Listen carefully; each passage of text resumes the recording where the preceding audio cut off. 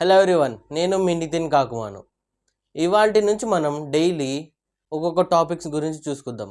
అవి పాలిటిక్స్ కావచ్చు, స్పోర్ట్స్ కావచ్చు, లేకపోతే మన దేశంలో జరుగుతున్న ఏదైనా ఇన్సిడెంట్ అయినా అవ్వచ్చు.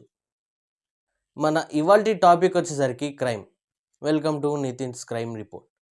మనం ఈరోజు అసలు ఇలాంటి ఇన్సిడెంట్స్ అనేవి జరుగుతాయా, లేదా జనాలు ఇంత దారుణంగా కూడా ఉంటారా అని మనం అసలు ఎప్పుడు ఊహించాం. ఈరోజు మనం ఈ వీడియోలో అసలు ఏం జరిగింది, అసలు ఇన్సిడెంట్ ఎలా జరిగింది, ఎందుకు జరిగిందని ఒక ఇన్డెప్త్ రివ్యూలోకి వెళ్దాం. అసలు ఈ క్రైమ్ గురించి వింటే అసలు జనాలు ఈ రకంగా ఎలా చేయగలరని మీరే అనుకుంటారు. మన ప్రపంచంలో క్రైమ్స్ అనేవి చాలా జరుగుతూ ఉంటాయి. రోజుకి కొన్ని వందలు, వేలు, అలా ఎక్కడ చూసినా, ఏ న్యూస్ పేపర్ చూసినా, ఏ టీవీ చూసినా మనకి కొన్ని వందల వేల క్రైమ్స్ అనేవి జరుగుతూ ఉంటాయి. దానిలో ముఖ్యంగా జరిగేవి కులాల మీద. అది ఎక్కువ కులం, మేము ఏం చేసినా నడుస్తుంది అనే అహంకారంతో ఉంటారు. మరి ఇంకా ఆ కులాల్లో కూడా ముఖ్యంగా జరిగేవి ఆడపిల్లల మీద. అది పెద్ద కులం, వాళ్ళు చిన్న కులం అనే ధైర్యంతో వాళ్ళు ఏది చేసినా నడుస్తుందని చెప్పి చాలా క్రైమ్స్కి పాల్పడుతూ ఉంటారు. అలాంటిదే ఒక వెధవ దుర్మార్గుడు ఒక అమ్మాయిని కిడ్నాప్ చేస్తుండగా తన తల్లి యొక్క ప్రాణాలు తీసేసిన ఒక ఇన్సిడెంట్ గురించి మనం ఈ వీడియోలో తెలుసుకుందాం. మనం ఈ కేసు గురించి ఇన్ డీటెయిల్గా తెలుసుకునే ముందు మన ఛానల్ని సబ్స్క్రైబ్ చేసుకొని లైక్ చేసి మీకేమనిపిస్తుందో కింద కమెంట్ చేయండి. Now let's go in to the details. ఈ ఇన్సిడెంట్ అనేది కప్సాట్ విలేజ్, మెరిట్ డిస్టిక్, ఉత్తరప్రదేశ్లో జరిగిన ఒక సంఘటన. ఇది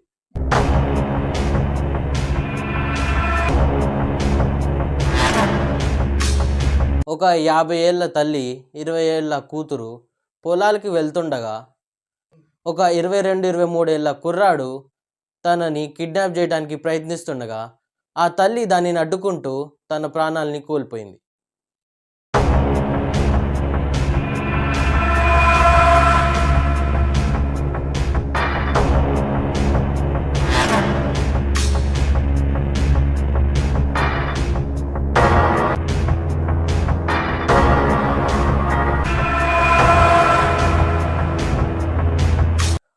ఆ తల్లి ఏ కొడవలితో అయితే చెరుకు పంటని కోద్దామని వెళ్ళిందో ఆ దుర్మార్గుడు అదే కొడవలితో తనని నరికేశాడు.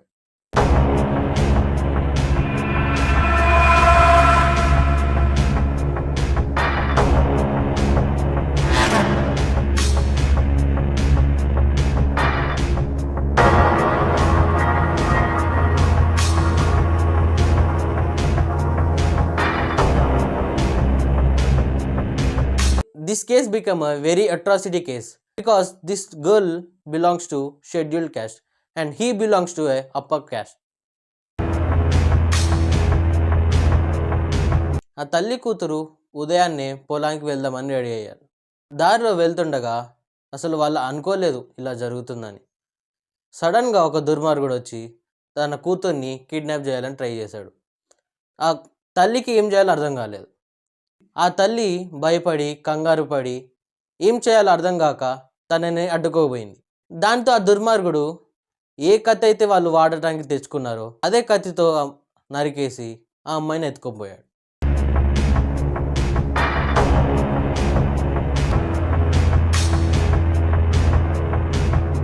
తర్వాత ఎవరో అటు సైడ్ వెళ్తుండగా ఆ తల్లిని చూసి రక్తపు మడుగులో పడున్న అమ్మని హాస్పిటల్లో జాయిన్ చేశారు.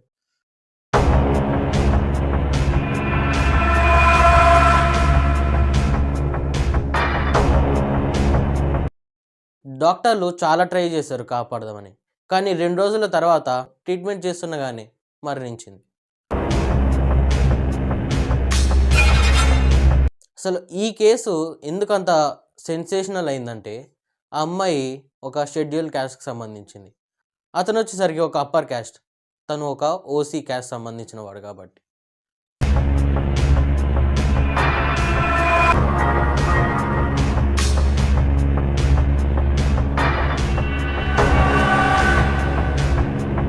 ఈ ఇన్సిడెంట్ మీద వెళ్ళి కేసు పెడదామంటే పోలీసులు వెంటనే తీసుకోలేదు. దానితో గ్రామ ప్రజలు, దళితులు అందరూ కలిసి గొడవలు స్టార్ట్ చేశారు.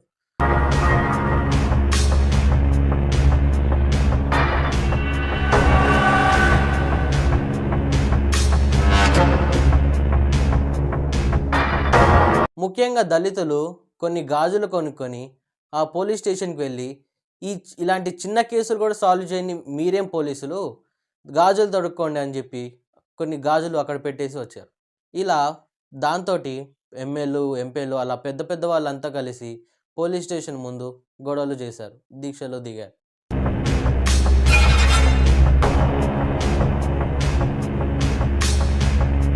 ముఖ్యంగా ప్రతిపక్ష పార్టీ వాళ్ళు ఎక్కువగా గొడవ చేశారు. ఇంత చేసిన తర్వాత అప్పుడు పోలీసులు కేసు తీసుకున్నారు. ఒక స్పెషల్ ఫోర్స్ అనేది దిగింది దానికోసం. అలా దిగిన 2 రోజులకి ఆ అమ్మాయి అనేది దొరికింది. ఈ అమ్మాయికి సపోర్ట్గా ఒక దళిత ఎంపీ చంద్రశేఖర్ ఆజాద్ బాగా గొడవ చేశాడు.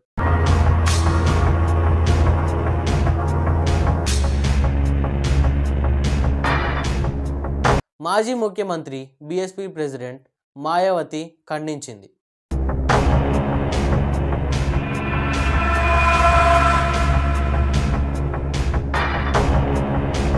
అక్కడి ప్రతిపక్ష పార్టీ అయిన సమాజ్వాదీ పార్టీ ఎంపీలు ఎమ్మెల్యేలు దీని మీద చాలా గొడవ చేశారు.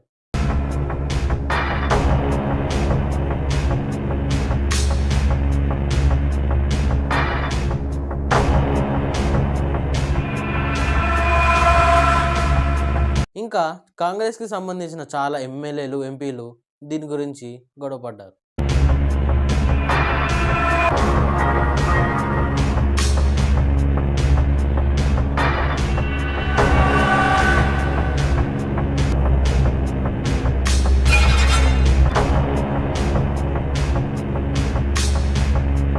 ఇలాంటి సంఘటనలు మనం ఎప్పుడు జరగకూడదని కోరుకుందాం. Thanks for watching Nithin crime report.